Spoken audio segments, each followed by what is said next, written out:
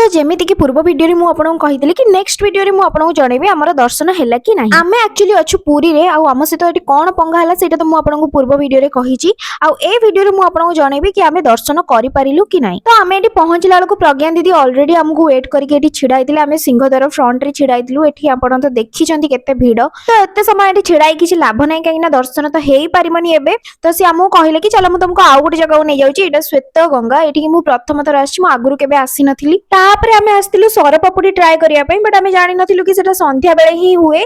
सेति पई सरपापुड़ी तो नथिला तो जहा मिलिला सेटा खाइ देई पळे आसिलु आउ। तापरे आमे मैडम जी को सहित जाइतिलु तांको अंकल आंटी को घर को। तांको अंकल आंटी को घर बाय द वे बड़ दांड रे ही। आउ एठी देखंतु तांको छात उपरु बड़ दांडर नजारा केते बे सुंदर देखा जाउतला। तापरे से हमकु देथिले जूस ता आमे पी पुआ देई कि पुनी जाइतिलु आउ थरे देखिया पई कि टिके भीड़ कमिलाण कि नाही। एटलीस्ट आमे दर्शन करि परिबु बट भीड़ कमी नथिला जेमिति कि सेमति थिला। तो सेतळको भोक एते जोरे कलाणी जे आमे खाइयाकू पळे आस्तिलु। खाइ पी सारी कि सेठु आमे पळे आस्तिलु नरेंद्र पोखरी। किछि भी प्लानिंग नथिला एमिति ही बुली बुली आमे पळे आस्तिलु।